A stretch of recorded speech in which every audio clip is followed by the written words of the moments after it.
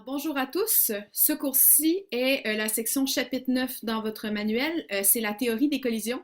Ce cours-là sera présenté en deux vidéos, deux parties, parce que bon, sur YouTube, c'est plus facile de présenter des vidéos en bas de 10 minutes.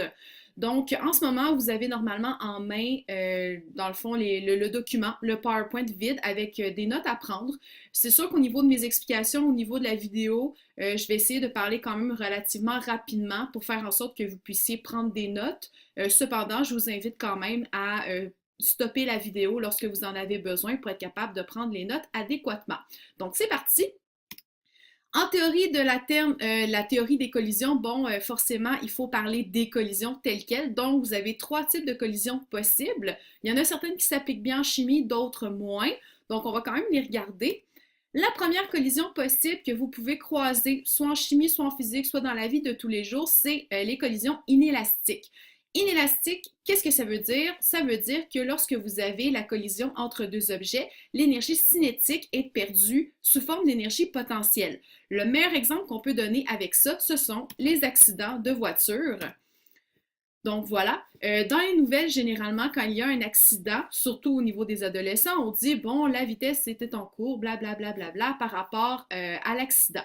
Pourquoi est-ce qu'on dit ça? Tout simplement parce que énergie cinétique, si vous vous rappelez, l'année passée, la formule est énergie cinétique égale 1 demi mv carré. Donc forcément, la vitesse de l'automobile, de tout objet, est très importante. Par contre, la vitesse au carré est proportionnelle à l'énergie cinétique, ce qui veut dire que vraiment la vitesse est très, très, très importante pour votre calcul d'énergie cinétique.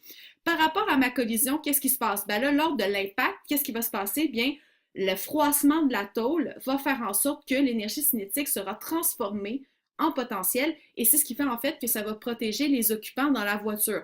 Donc, c'est prévu comme ça, c'est souhaitable que l'auto se déforme et dans le fond, ça vous protège, donc vous devriez apprécier ça.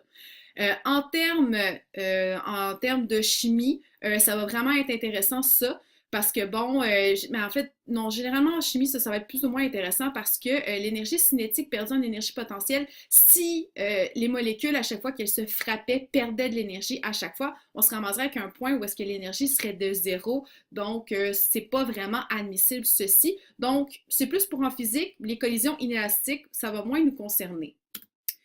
Deuxième type, les collisions élastiques, celle-là va nous garder beaucoup plus pour notre cours. Donc, qu'est-ce qui se passe? La collision entre deux objets fait en sorte qu'on ne perd aucune énergie cinétique. Donc, on dit que l'énergie cinétique est conservée. Un exemple de ça qu'on pourrait donner, c'est le modèle de la boule de billard.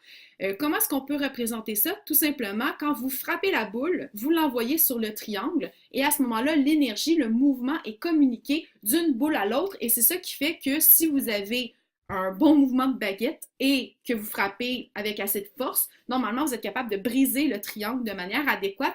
C'est la raison pour laquelle aussi, si vous voulez bien briser le triangle, c'est vraiment très important de bien coller les boules à l'intérieur du support. Donc, c'est pour ça que souvent, les gens prennent bien le temps de bien les placer. C'est pour être sûr que l'énergie soit bien transférée d'une boule à l'autre. Donc, pour les molécules, c'est exactement le même principe. Lorsque deux atomes vont se frapper ensemble ou deux molécules vont se frapper ensemble, ça se peut qu'elles communiquent le mouvement de l'une à l'autre et donc il n'y a aucune perte d'énergie. Ça, c'est vraiment bien pour nous. Est-ce qu'il y a autre chose? Donc, en chimie, les molécules de réactifs se heurtent, mais à ce moment-là, qu'est-ce qui va se passer quand on va avoir une collision élastique? Ça veut dire qu'on n'aura pas de réaction. Donc, vous aurez deux molécules de réactifs qui vont se croiser. Elles pourront soit partager leur énergie ou partir chacune de leur bord avec moitié énergie chacune, mais dans tous les cas, il n'y aura pas de réaction qui aura lieu. Troisième type et dernier type de collision, c'est ce qu'on va appeler une collision efficace. Ça, c'est vraiment typique à la chimie, cette forme de collision-là. Donc, qu'est-ce qui se passe? Les réactifs se heurtent et se transforment en produits. Donc là, on s'entend que dans le cas d'une réaction chimique, c'est vraiment ce qui va nous intéresser le plus parce que le but, forcément, c'est que deux réactifs se rencontrent et forment un produit. Donc voilà. C'est ce qui est représenté sur l'image qui est ici. Donc, on voit clairement que c'est la collision qui se produit qui va former notre produit. On va en parler un peu plus en détail dans les prochaines secondes parce que la collision efficace, il y a des conditions pour l'atteindre. Ces conditions-là dont je parlais par rapport aux collisions efficaces, c'est ce qui est déterminé par la théorie des collisions. Donc, pour qu'une réaction chimique ait lieu, vous devez absolument faire en sorte que lors de la collision, vous répondez à deux facteurs extrêmement importants. Le premier facteur, c'est ce qu'on appelle une orientation favorable. Le deuxième facteur, une énergie suffisante ou une énergie minimale. Donc, la première explication, l'orientation, bon, on vous dit que les particules de réactifs doivent être bien orientées l'une par rapport à l'autre. De manière plus spécifique, on va vous dire qu'on a besoin d'une géométrie de collision appropriée. Donc, dans ce cas-ci, bon, dans votre manuel, vous allez remarquer que ce n'est pas la même réaction chimique qui est étudiée. Je préfère celle-ci. Au niveau image, elle est beaucoup plus facile à comprendre. Donc, le CH3I va réagir avec du K pour former du KI, qui est un catalyseur, qui est assez intéressant, dont je vais vous parler après la relâche. Et avec ça, on va former du CH3. L'orientation des réactifs est vraiment très importante pour faire une réaction chimique. Comment savoir quelle orientation est appropriée? Il faut seulement que vous gardiez en tête quels sont les produits qu'on souhaite former. Donc, dans ce cas-ci, pour la réaction qu'on a choisie, il s'agit du CH3I. Donc, le CH3I, c'est une molécule que je trouve extrêmement intéressante. Pourquoi? C'est une molécule qu'on appelle tétraédrique. Donc, vous avez vraiment la forme particulière d'une molécule qui va posséder 4 atomes au complet. Donc, ici, ce serait le carbone qui serait au centre, comme ça. Vous avez les 3 H en blanc et vous avez le I qui est bleu ici. La particularité de la tétraédrique, c'est que c'est comme une chaise, peu importe la position dans laquelle vous la placez, elle va toujours tenir de la même manière. Pourquoi? Parce que vous avez toujours la même angle entre toutes les liaisons qu'il y a autour. Pourquoi la molécule est placée comme ça? Simplement parce que les atomes, n'oubliez pas qu'il y a des électrons dessus. Donc, qu'est-ce qui va se passer? Eh bien, il va y avoir répulsion entre les atomes. Donc, quand on la place comme ça, les deux pattes vers le haut et ici de manière vis-à-vis, les deux pattes vers le bas, c'est la configuration qui est la plus stable pour une molécule de ce type-là. Donc, c'est de cette manière-là que chacun des atomes a suffisamment d'espace et où est-ce qu'il va être le mieux au niveau répulsion. Donc, qu'est-ce qui va se passer ici? Bon, on a notre cas qui va arriver. Là, on a dit qu'au niveau de la géométrie, quel atome il devra frapper, ça dépend du produit qu'on souhaite former. Donc, si mon cas arrive ici, frappe un H, on sait qu'il n'y a pas de réaction qui va se produire ici, donc on va faire un ricochet, il va y avoir une collision élastique. Ça va être la même chose pour les deux autres H, on s'entend. Si par contre mon cas essaie de frapper le nœud, donc ici le noyau qui est le carbone, qui est au centre de tout, mon cas arriverait ici. De manière théorique, on sait que le cas ne réagirait pas avec le carbone, donc ça ferait une collision élastique. Cependant, on va être réaliste là ici, le rayon atomique des hydrogènes et du I est tellement grand que sincèrement le carbone et le K n'entreraient jamais en collision de toute façon vu la répulsion électronique qu'il y a ici. Donc le K on l'exclut, le H on exclut. Dernière possibilité, réaction avec le I.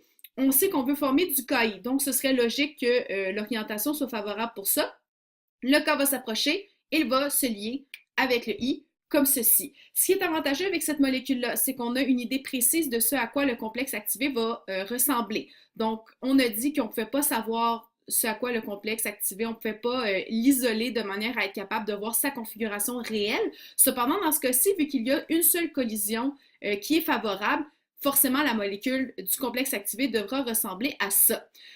À partir de là, on s'entend que si vous voulez former le complexe activé, ça prend l'énergie d'activation. Donc, ça vous prend assez d'énergie pour sauter la barrière énergétique. Donc, il faut que mon cas arrive avec suffisamment de vitesse pour être capable de se lier à mon I. Et il faut aussi qu'il y ait suffisamment de vitesse pour que le I se détache. Donc, à ce moment-là, on obtient le KI, ce qu'on souhaitait, et le CH3 avec notre radical qui est ici, qui serait un électron libre, qui serait placé ici. Le deuxième critère dont vous avez besoin pour faire une collision efficace, c'est l'énergie. Est-ce qu'on a besoin de fournir énormément d'énergie? En fait, là, on revient avec le principe d'énergie d'activation, dans le sens que il ne faut pas oublier dans toute cette histoire-là que la notion de complexe activé qu'on avait étudié dans le module 2 sur la chaleur est toujours très importante. Donc, c'est bien beau de faire en sorte que les molécules s'approchent ensemble et se frappent, encore faut-il qu'elles aient l'énergie nécessaire. Donc, si vous avez une énergie égale ou supérieure à l'énergie d'activation, la réaction aura lieu. De manière plus précise, on pourrait se demander quelle réaction dans le milieu réactionnel, quelle molécule dans le milieu réactionnel aura l'énergie nécessaire pour être capable de réagir. Donc, pour être capable de déterminer quelle molécule va réagir ou pas, il faut revenir avec la fameuse courbe de Maxwell. Donc, si vous vous rappelez, la courbe de Maxwell, elle a toujours cette forme-là. La courbe, on va le voir dans les prochains cours, va soit descendre, elle pourra se tasser vers la droite également. Mais bon, pour l'instant, ce qui nous intéresse, on ne la touchera pas, on va la garder telle qu'elle. Là, on vient de parler d'énergie d'activation par rapport à l'énergie minimale que ça prend pour faire une collision efficace. Notre énergie d'activation est toujours plus ou moins à cet endroit-là. C'est sûr qu'il y a certains moyens qui vont faire en sorte qu'on pourra la déplacer, mais bon, on en parlera plus tard. Qu'est-ce qui est important ici? La quantité de molécules qui a une énergie suffisante pour la trouver, il faut faire l'air sous la courbe. Donc, en faisant l'air sous la courbe ici, on réalise qu'il y a une certaine quantité de molécules qui a une énergie soit plus grande ou égale à l'énergie d'activation. Donc, ces molécules-là, qu'est-ce qui se passe? Bien, elles possèdent suffisamment d'énergie pour faire une collision efficace. Si elles font une collision efficace, forcément, elles vont être capables de se transformer en produits. On voit aussi qu'au niveau de la proportion, c'est quand même une faible quantité de molécules dans le tout qui va être capable de faire une collision efficace. Est-ce que ça veut dire que les autres molécules qui sont dans la partie précédente, donc la partie qui est à gauche, cette partie-là, plus précisément, donc la partie qui est vide, est-ce que ça veut dire que ces molécules-là ne réagiront pas du tout? C'est pas tellement comme ça que ça va se passer, il faut voir ça en termes de proportion. C'est-à-dire que si dans les proportions, on dit que, bon, de manière statistique, 10% des réactifs font une collision efficace.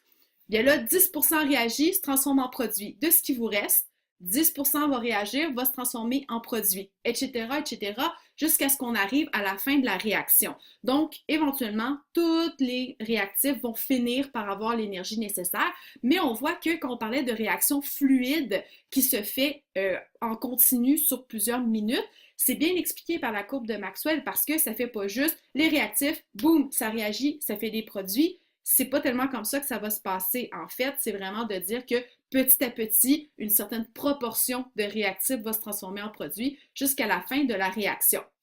Donc, la partie de gauche, si on revient à notre courbe de Maxwell, bon, les molécules ne possèdent pas l'énergie nécessaire pour former le complexe activé. À ce moment-là, qu'est-ce qui va se passer? Bien, tout simplement, ça veut dire que vos molécules vont se cogner, vont faire une collision élastique. Elles ne se transformeront pas en produits. Donc, voilà. Tout ce qui va se passer là-dessus, si les deux critères sont respectés, les molécules feront une collision efficace. Forcément, si vous ne faites pas une collision efficace, à ce moment-là, les molécules vont faire une collision élastique. Donc, en bref, c'est de dire que si lors de la collision, vous utilisez de l'énergie, c'est dans le but de former le complexe activé et de faire la réaction. Si vous n'avez pas l'énergie pour former le complexe, l'énergie n'est pas perdue, chacune des molécules la conserve et part de son côté. Donc, en bref, on pourrait résumer le tout en disant les choses suivantes. Au fond, la vitesse, c'est le nombre de collisions efficaces par rapport au temps. Donc, au départ, on disait que la vitesse est une quantité de réactifs produits qui réagit par rapport au temps, mais vu que la vitesse dépend des collisions efficaces, on peut résumer la vitesse à cette phrase-ci. Deuxième chose, plus on augmente le nombre de collisions, plus on augmente les collisions efficaces. Ça, c'est une phrase vraiment, je vais rajouter la fin, ça, c'est vraiment une phrase que vous devez surligner, que vous devez garder en tête, en ce sens que quand vous me donnez une explication par rapport à la vitesse, c'est important de me parler des collisions.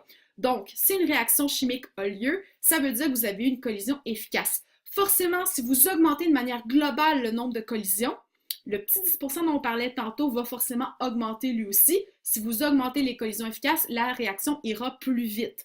Et bien sûr, il va y avoir des facteurs qu'on va pouvoir jouer avec pour soit augmenter ou diminuer le nombre de collisions efficaces et ainsi jouer avec la vitesse, ce qui va être très pratique en laboratoire ou en industrie, bon, selon où est-ce que vous êtes rendu dans votre cursus. Là-dessus, on va terminer pour la partie 1. On va se rencontrer ensuite pour la partie 2.